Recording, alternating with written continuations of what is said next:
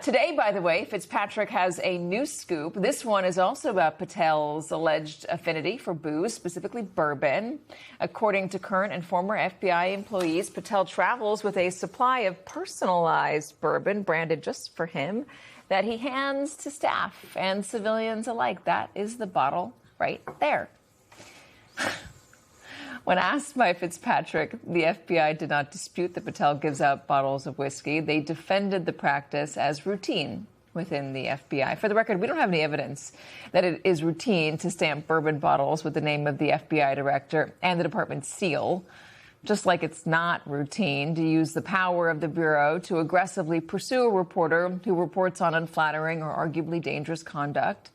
But Appel appears to be trying to make it routine, along with a whole lot else. Joining us, MS Now senior legal reporter Lisa Rubin, MS Now national security and intelligence analyst and former FBI special agent in charge Michael Feinberg, and senior fellow at the Brookings Institution Elaine Kamarck. Let's start with these whiskey bottles, the bourbon. Michael, is that routine? Do you normally have an FBI director with personalized bourbon handing out bottles? You know, every now and then, certain specialty teams like SWAT or bomb techs, or for somebody's retirement, will get an engraved whiskey bottle. It's more a gesture and a kindness than it is an invitation to get plastered. But I've never, in my entire career or in my reading about the FBI history, have ever come across a director who did this. The FBI actually has had something since Louis Freeh's tenureship, which is called the Bright Line Rule, which manifestly forbids consumption or distribution of alcohol on Bureau property, particularly during working hours. So to say that Kash Patel is holding, I mean, it's a pattern by now. He is holding agents and the workforce to a standard that he himself is not even trying to meet. I hear your point about handing out a bottle of whiskey for someone's retirement. The reporting from The Atlantic and Fitzpatrick is that he's traveling around with boxes of this stuff, branded not for the department, but under his name. Yeah, and there's a whole host of ethics rules that used to be available online pertaining to the FBI. If you're going to give something as a gift to a partner or liaison relationship, it's really supposed to be of de minimis value, and it is not supposed to be out of bounds by DOJ or FBI policy.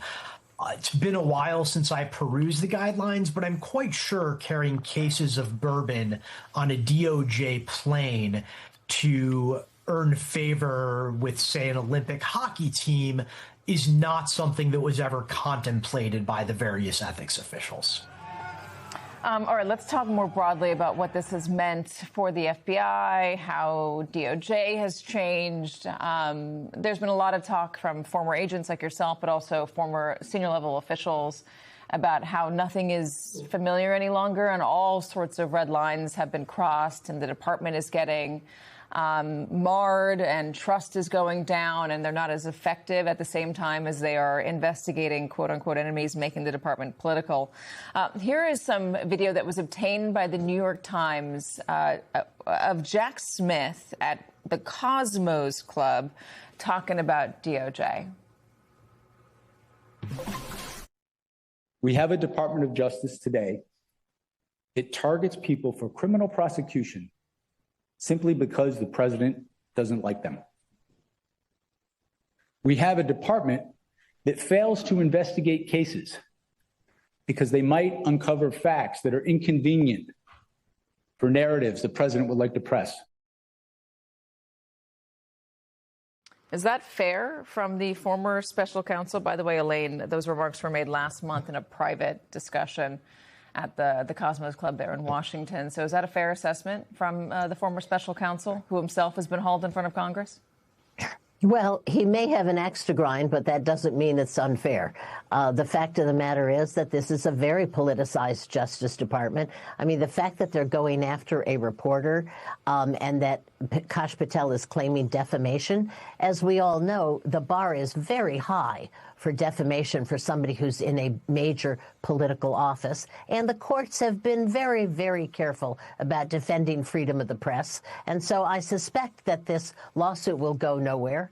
And it's just more of the same in the Trump administration, putting your name on everything, branding everything, trying to bulldoze your way to get your way. It's not a surprise. So they're going after, he's talking about how they're going after political enemies. That's going on as we speak. We've been following a number of high-profile cases. One of them is Mark Kelly, the senator. What happened with Mark Kelly today in court? Well, it looks as if the D.C. Circuit is going to uphold a prior ruling that found that the decision to strip Mark Kelly of certain titles and statuses associated with his military service was not lawful. That's not a surprise to anybody who understands the law surrounding that. But the fact that the administration continues to press that case and that it will continue to defend that decision, even as Mark Kelly is a sitting U.S. senator, is just one more example, Katie, of how we're seeing people who have accused prior administrations of weaponizing justice doing the exact same thing themselves, and I would argue doing it at a level heretofore unseen. The same day that we're seeing Mark Kelly in court, we've also seen the Southern Poverty Law Center being arraigned on an indictment. We're also seeing continued conversations about other people in the political domain who remain under investigation and perhaps may be under prosecution at some point. Jim Comey was supposed to show up in court early next week for an arraignment on his new indictment in the Eastern District of New York. That's been called off, but it doesn't change the fact that Jim Comey is now defending a second indictment and is rumored to be the subject of an investigation in other cases as well. Yeah, I mean, this segment might feel unruly because there's just so much going on. I mean, you have Mark Kelly of the Southern Poverty Law Center. You have Kash Patel and his bourbon.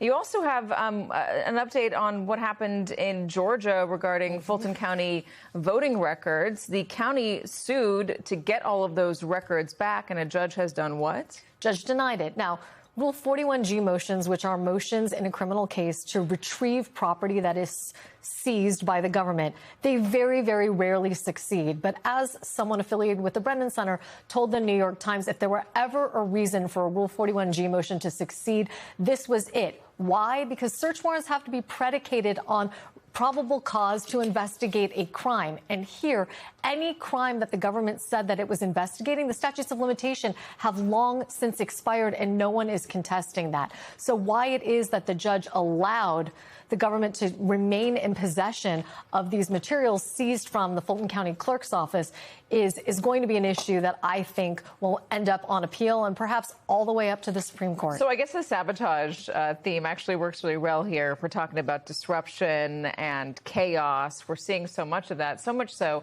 that the DOJ itself, Elaine, is having a hard time hiring. Bloomberg Law first reported that DOJ is offering signing bonuses of $25,000 for lawyers hired in offices that are investigating youth transgender treatments and litigating the Trump administration's immigration agenda. They're actively looking for people who will do their bidding, and it seems like they're not having an easy time finding them. Yeah, that's right, because most lawyers go to law school and actually believe in following the law. And clearly this administration doesn't. And look, all these lawsuits are political theater. They know they're not going to win them. They know they're going to get reversed down the line on some appeal. They're lucky if they win a portion of them. These are politics. These are to try to get their enemies, try to discombobulate them, try to scare people away from attacking the president or attacking one of his cabinet secretaries. This is all about politics. It's not about actually trying to win cases, because inevitably the cases that they are pursuing, they lose. Remember that when the president tried to litigate his 2020 election, there were 62 cases brought. He lost 61 of them. This is not about winning the cases. This is all about creating a political atmosphere of fear, intimidation, and giving his supporters a reason to say, we're still with you. Yeah, and Elaine, because you say 62 cases, 61 were dismissed or he lost, what happened to that one other case?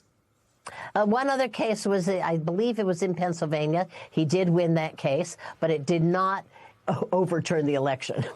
It didn't result in election results changing. No, it didn't change anything. So, Michael, there's as we've been reporting, trouble at DOJ, obviously, in hiring lawyers. How has the FBI been functioning under Kash Patel? How do regular agents feel? Have they been enthusiastic about his leadership, or is there a divide? Help me understand. It is difficult to fully articulate the depth of contempt for Kash Patel that most FBI agents feel. I do not know a single agent who, like me, left, or do I have any friends whatsoever still in the Bureau who have a single positive thing to say about his stewardship. Nobody agrees with every director's every decision. I was there for Mueller, for Comey, for Wray, and for a brief time for Patel.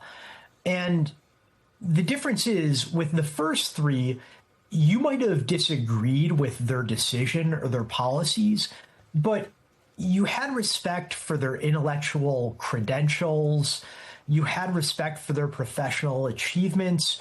You had respect for their temperament and their character, their integrity. Patel brings no intellectual credentials to the job. He has no relevant experiences whatsoever that would have enabled him to do this well.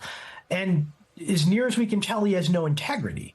So it's unclear what anybody would look up to. I have never seen morale in any organization as low as it is in the FBI right now.